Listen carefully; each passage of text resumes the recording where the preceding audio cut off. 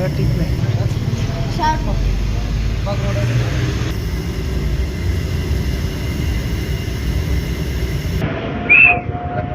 आज बिल्कुल मिंगौरा शहर समेत मुल्हिक़ा इलाकों में तंदूर मालिकान ने हुकूमती अहकामात मानने से इनकार कर दिया है और अब भी पुरानी कीमत पर रोटी जो है वो फरोख्त कर रही है। तकरीबन 140 ग्राम से लेकर 160 ग्राम की जो रोटी है वो 30 रुपये पर यहाँ पर मिल रही है, जबकि यहाँ पर हुकूमत ने ऐलान किया है कि 100 ग्राम की रोटी 15 रुपये पर और 200 ग्राम की रोटी जो है ना वो 30 रुपये पर फरोख्त किया जाए। लेकिन यहाँ पर तंदूर मालिकान जो है ना वो इस रेट को मानने से इनकारी है और मुसलसल एहतजाज कर रहे हैं और आपने जो एहतजाज है वो रिकॉर्ड कर रहे हैं। इसके साथ साथ उन्होंने हुकूमत से मुतालबा किया है कि हमें सब्सिडी दी जाए और हमें आटे की जो कीमत है वो मज़ीद जो है ना वो इसके जो रेट है वो सस्ते किए जाए।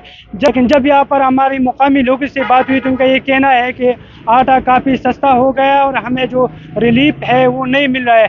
तो हुकूमत जो है ना नामबाइयों के खिलाफ सख्त एक्शन ले ताकि हमें जो रिलीफ है वो मिल सके।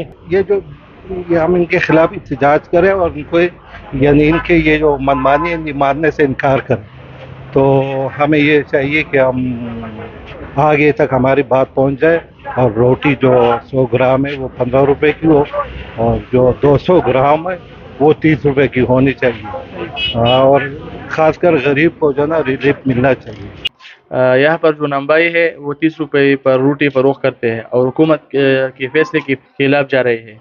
तो हमें हुकूमत से दरख्वास्त है कि इसके खिलाफ सख्त कार्रवाई की जाए।